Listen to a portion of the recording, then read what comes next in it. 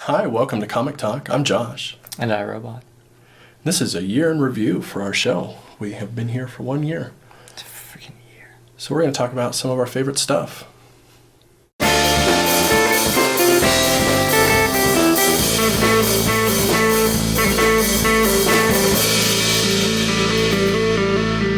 It has been really great year. This will come out on your birthday, by the way, so happy birthday. Thank you. But I don't think it would have been quite the year it had been if not for the sidekick. Because, as many heroes as we talk about, you can't be a good hero without a sidekick. True. And that's just something that I really want to drive home to our viewers is you just got to have a sidekick. It's very true. And as well, the people over there at Sidekick have been really good to us this year. Mm-hmm. They've really helped us put this together. They helped us with the podcast that'll be coming out soon. Yeah. They've just been really supportive over there, along with, providing us with this awesome high technology from the future. Yeah, I can hit them up on AIM anytime, and they're totally helpful. Yeah, get on the Yahoo Messenger and be like, yo, Sidekick peeps, right? Yeah. How do I hit up my Zanga page? And they're like, bang, they're right on it. Yeah. They really help you out. Their away message is never up for more than a minute. Yeah, it's super pretty cool. impressive. Super cool stuff. All right, so we're going to talk about 6 titles of the last year that really stood out to us. We really feel like of the things we've talked about on this show that have been coming out monthly, these are kind of the ones that we remember that we really hold dear, I suppose. Cream of the crop. Our favorites. Rose to the top. Yeah. So, without further ado, we're going to go ahead and just tell you what those are, and then we'll go in and talk about them a little bit. So we have Airboy. That was James Robinson and Hinkle. Mm-hmm. We had The Vision by King Malta and Belair, mostly. The newest issue had somebody else on it, but mostly those guys. And I Hate Fairyland by Scotty Young and Jean-Laurent Bazin. We had Prez by Russell and a bunch of other people. Mm-hmm. And Fade Out by, of course, Brubaker and Sean Phillips. And Jupiter's Circle by Millar and Wilfredo Torres.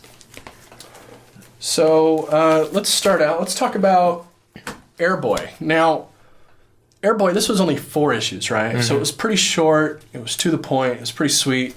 And this was kind of, in my opinion, a return of Robinson as somebody who had something important and cool to say for a while. For a while, he was doing mainstream superhero stuff, yeah, or not kind of meh overall. Not doing much, honestly, worth reading. And the interesting thing is this explores that. Mm-hmm. So it was not what we expected. Going in, we didn't know what to expect out of it. It just sounded like an interesting team. Greg Hinkle is the guy's name. Interesting team. It looked fun, so we picked it up, right? Mm-hmm. And it was insane. Yeah, it's insane. It's the most self-aware comic I've ever read. It's one of the weirdest and kind of creepy human nature darkest things I've ever read. I mean, it's kind of peerless in a way. I can't. Mm-hmm. If somebody came to me and was like, "Hey, this is the only comic I've ever read. What do you recommend?" I'd be like, I don't fucking know. Yeah. Read it again? Yeah. Yeah, you'd really have to go into some really indie works. And then even you're just hitting on certain aspects. You'd have to go to either old Robinson stuff to hit on kind of weird superheroism like Starman or something. Or you'd have to, or whatever it's called. Or you'd have to go to Black Side and Black Hole and weird indie stuff that's more just about human condition and shitty people being shitty, right? Right. So another interesting thing about this is there was all that controversy about the transvestite scene. Mm-hmm. And they did something interesting with this, actually, for people that's going to go back and pick it up and trade. They changed it in the trade. Did you see this? No, I didn't know they actually changed it. Okay, so there was the big uproar about the fact that, they were talking about trannies, and it was supposed to highlight how times are so much different and how somebody who seemed very righteous back then would be kind of a dick now about things that maybe modern with it people don't see as that big of a deal, right? Sure. But it just rubbed people the wrong way. There was, certain groups. You could be kind of dickish and call them, SJW kind of people, but whatever. If it bothered them, it bothered them. Sure. And Robinson actually felt the same way and said, well, hey, I didn't mean for it to come off like that. You weren't supposed to relate to the character. Like, I wasn't Yeah, saying these aren't that heroes. that doesn't make him you know? good. That's not Right. like a good opinion to have. But because it doesn't feel that way to you, he changed it, and now they took out all the tranny references and just made it kind of a thing about debauchery in general. So I thought that was interesting, and it read either way, it still reads well. You don't lose anything from it. Maybe a little. It's a little less in your face about the differences. Bold. A little less bold, but it makes the same point. So I thought I had to bring that up because that's a thing that's still being talked about, and that's what a lot of people are going to remember this for. Yeah. Which is too bad because there's a lot more going on here, right? It's got a lot of clever stuff. And also, how about the art? The art's really good. Yeah, it's great. Even like the color palettes he shows and everything, you know, I mean, painting our world is like this sort of shitty hospital green, you know, and like it's just great choices throughout. Yeah.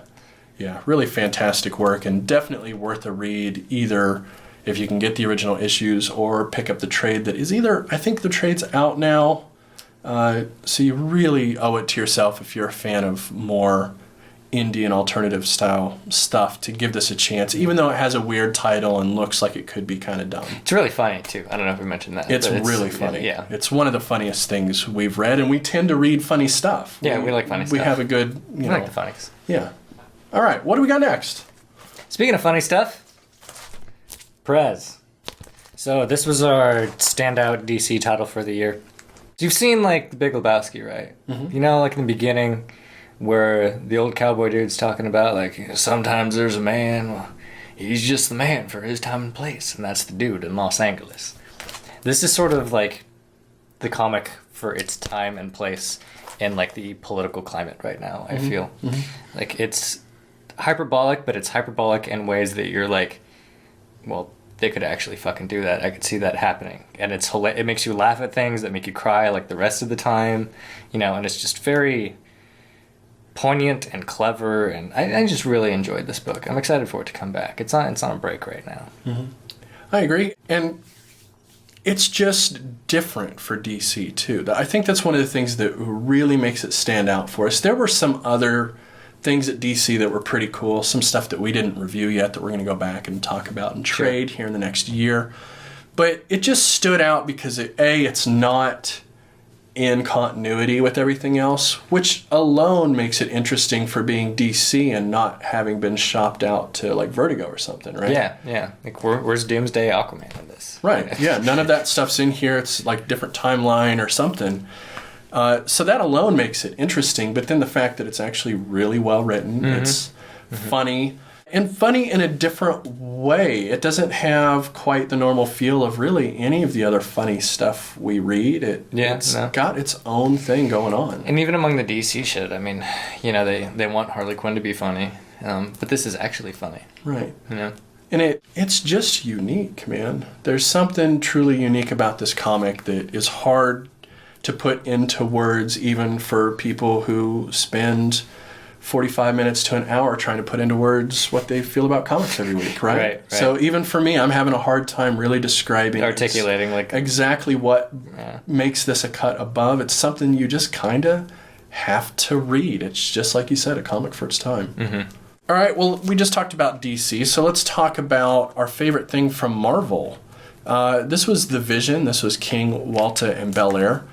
And also, it was a hard choice to decide what King thing to put on here. Oh, not for me. I mean, I love Sheriff of Babylon, but this is like truly great. I think I agree. Yeah. He's done a lot of great stuff this year, and this is the best of it. But King is just killing it this year.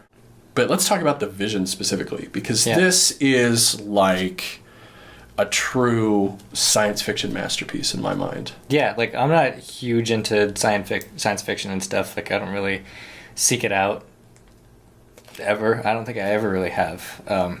But this like actually makes me more curious about like that whole genre because it's like so well done. It's like that band that plays in a genre that you hate, but they're actually like really good. You know, and it makes you want to seek out more things like that, but you know that 90% of them are probably trash, so you don't. Right. But, yeah. Right. Yeah, this is a great introduction, but not just an introduction into quality, like hard sci-fi, or is it hard sci-fi? I don't know. Whatever.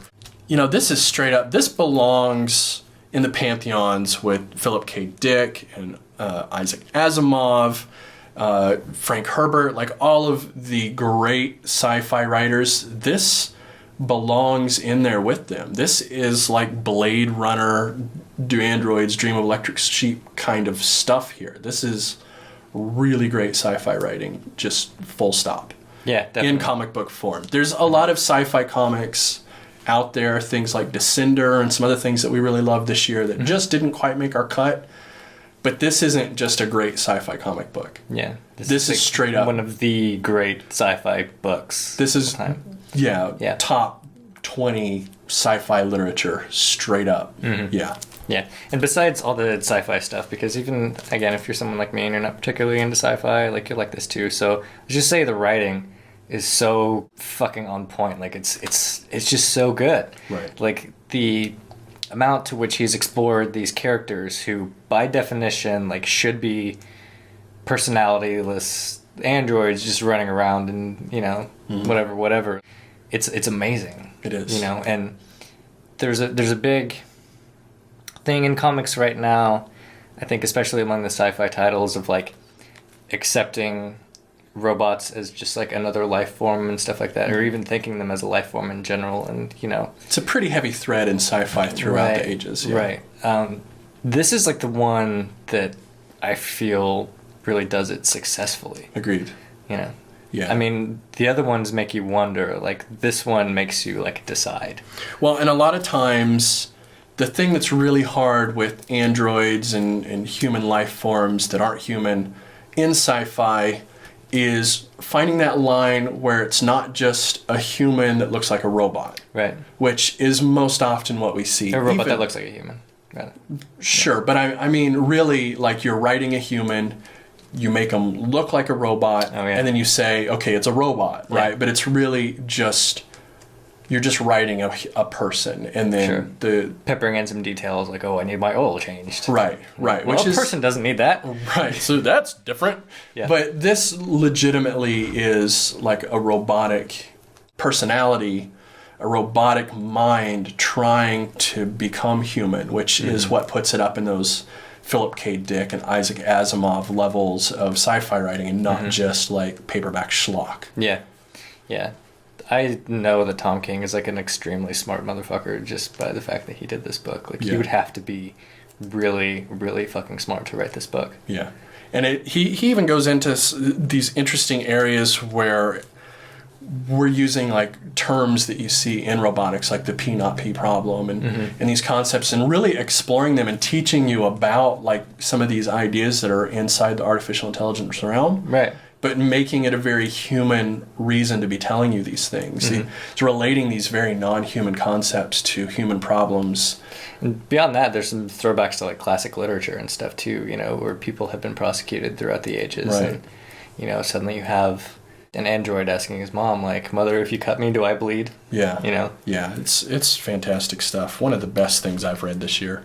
Yeah. And the art, we should mention, is like completely perfect for it. It is. It's, I think, the best analogy we came up for it was like, it's what the Vision would want. Yes. You know? Yeah, like exactly. On the surface level, it's very like normal Marvel, but there's just something quite off about that. But he wouldn't necessarily understand what it was. Yeah.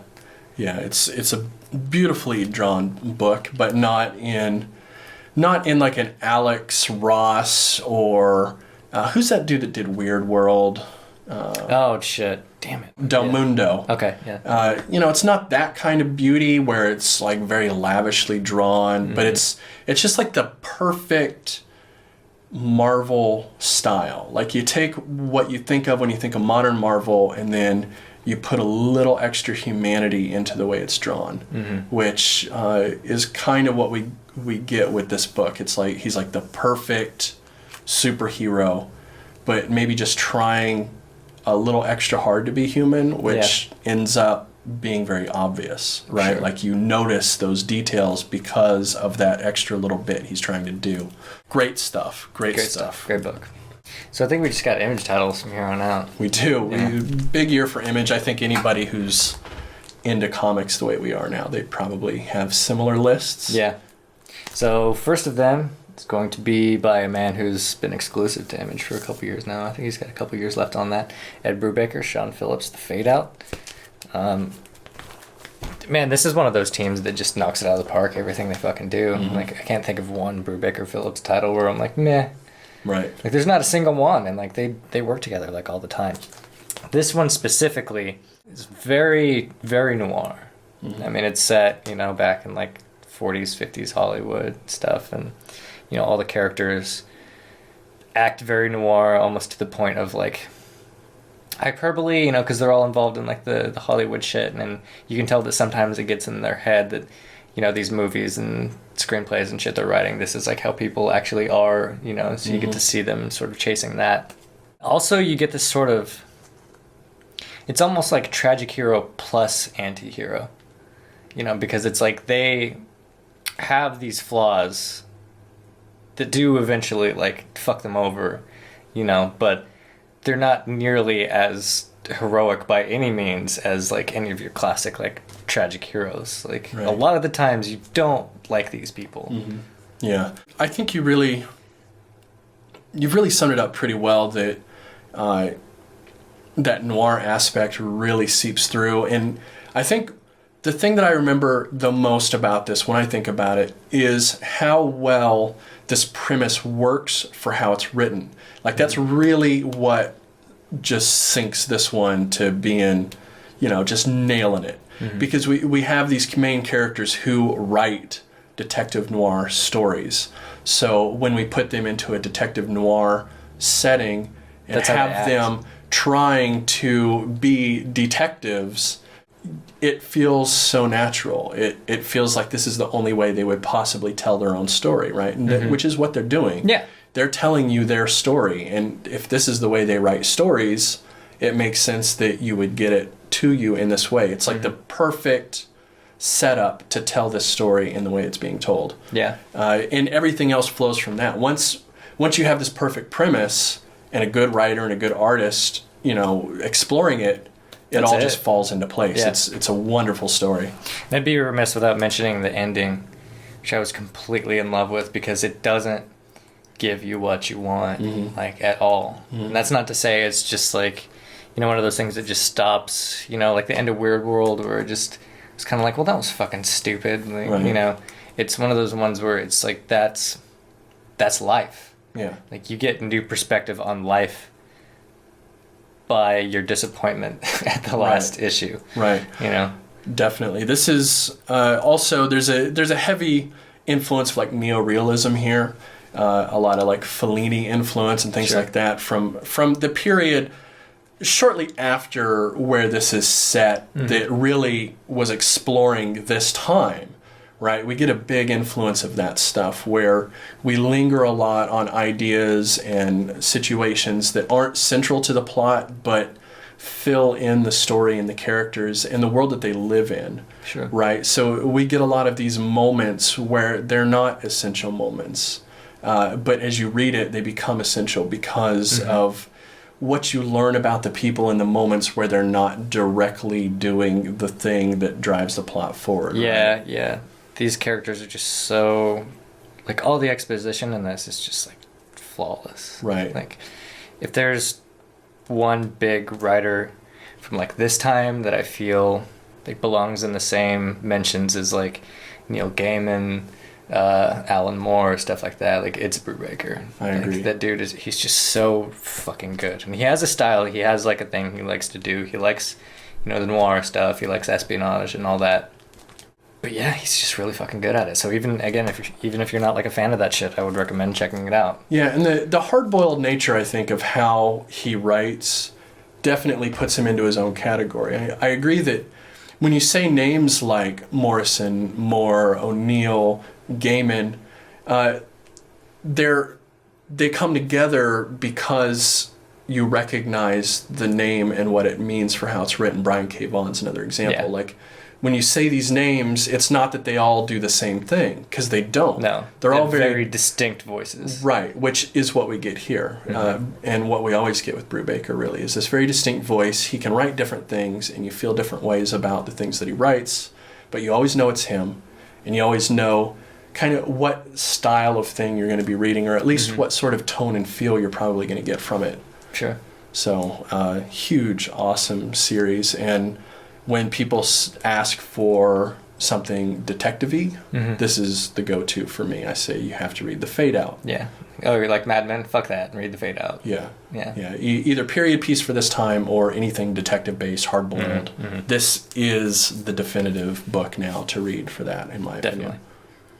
And Sean Phillips, again, always killed it on the art. You know, it was, again, nothing like super detailed ever, or like, you know, lavish color schemes or anything like that, but it was always the perfect art for the scene. Like, the perspective was always like straight on point, you know, even with the very classic paneling, which I think was like a good choice. It still feels very fresh and classic at the same time. Yeah, and the care that's put into how he portrays these things, the amount of emotion he puts into the characters is incredible. Facial expressions. And you're right, like, he puts just enough to perfectly give you what you need. It's not always, and it's not that it's not detailed, but it's what he chooses to detail. Right. He will put, there's a lot of thought into what is and is not in the frame, which is super important in a story like this. Little details are there, but there's no little details you don't need. Right. It's wonderfully drawn. All right, next let's talk about another Image title that is very, very different from The Fade Out.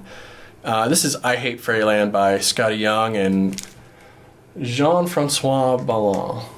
Bolo, I don't know. Beaulieu.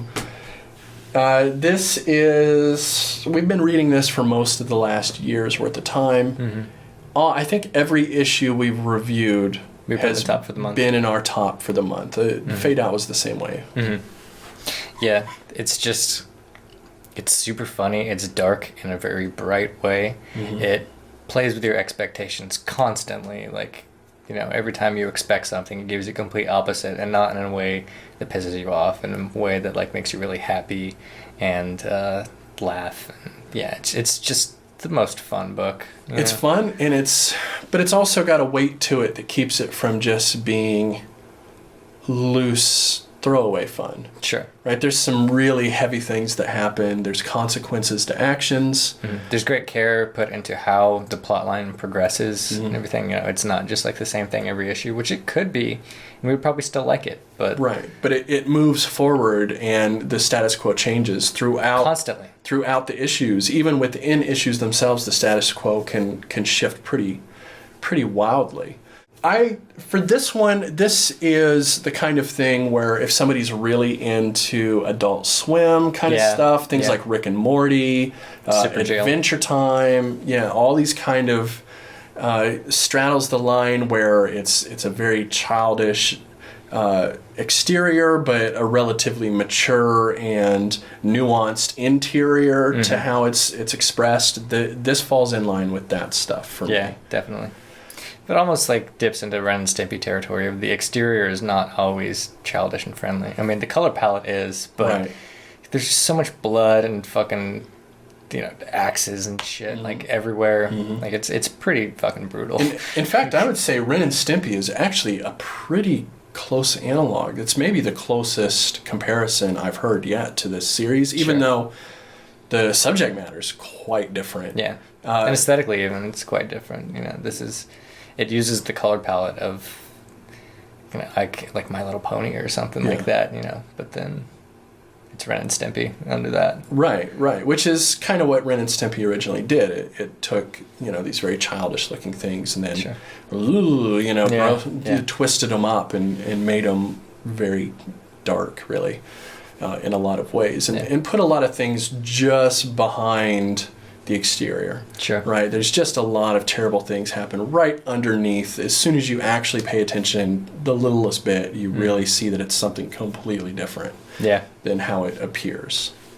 It's on break right now. I'm excited for it to come back. I am too. This is definitely great. It's very funny as well. Yeah, hilarious. And it's Scotty Young artwork. Anybody, I mean, just type Scotty Young into Google and then look at images, and that's Scotty Young, right? He's unmistakable. This is more of that. So the last one we got is Jupiter's Circle. We've gone through a couple volumes of this already, because we started on volume 1, I think, like towards the end, then we got into volume 2. Volume 1 was very like, one-shotty with like these just sort of significant moments maybe in these characters' lives, and 2 had a little bit more like continuity to it. But across the board, I think this is probably... Do you think it was our favorite Cape book? Probably, yeah. In terms of truly being cape-ish or involving characters that are caped. Sure. Right? I mean, we had this conversation, Right. About... what was it? Superheroes as a genre. Yeah. Right. So it's hard to quite pin down. But yeah, something that looks on the surface as being a capes book, this is definitely it. The thing that sets it apart really is it's not, Batman, like, fighting the Joker for like the 70th time or, whatever the fuck. And there's not really a lot of big cosmic problems that get dealt with here. It's all like interpersonal things. And what makes it a cape book is that, these people, most of the ones involved like are superheroes, and it is very key to the narrative that they are superheroes. And the problems that they face, while a lot of people face them, like infidelity, marriages falling apart, stuff like that. They wouldn't be able to be told in the same way like if these were regular people. Like the fact that they're superheroes are, their perspective is always, just that little bit different because it's like they're coming from this place instead of coming from that place. Like somebody being upset because, their husband is so fucking perfect that it just makes them feel like shit all the time. Right. Right. And the interesting thing here, what's amazing that Millar's done with this series is exactly that we get classic character drama stories, but we use the superhero genre and the premise of superheroes to have a new perspective. We get new dramas that we've never seen before, that we've never had a chance to explore because we have this new character archetype to place into these dramatic situations, these real-life problems.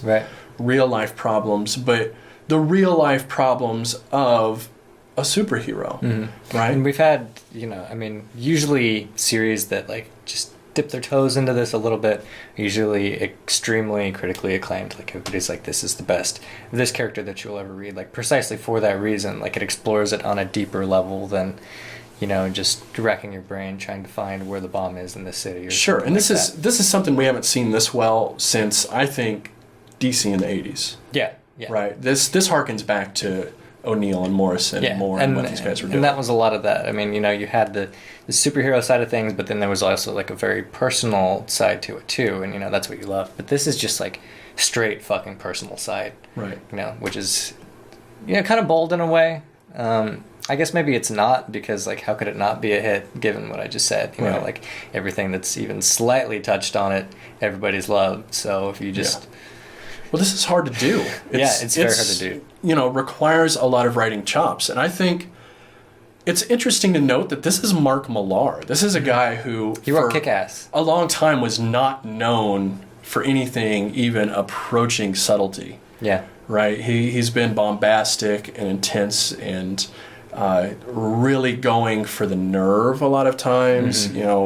Curse words and AIDS and just anything that really gets you the wrong way and makes you uncomfortable. Like the shock jock DJ. He really was the shock jock of comic books in a lot of ways for a whole lot of stuff that he's done. So to see him rein it back now and have this renaissance in the way he's writing and take this new approach with everything he learned, right? He's been in it for a long time. He's done a lot. So to see him, his breadth here, his width of writing style and chops is really cool. Yeah, it's great. And at the same time, it just took us forever to get over how weird it is. I mean, it's like if Howard Stern just wrote Dante's Inferno.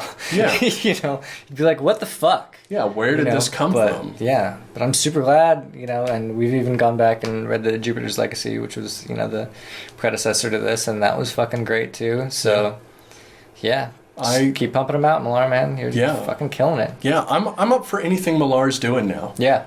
For a long time, I was off the Millar train. I felt like he was just going way overboard, just too much shocking for the sake of shocking.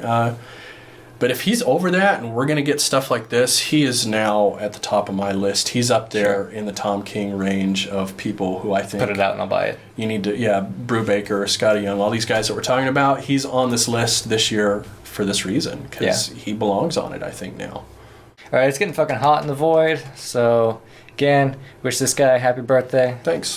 See you around. Bye now.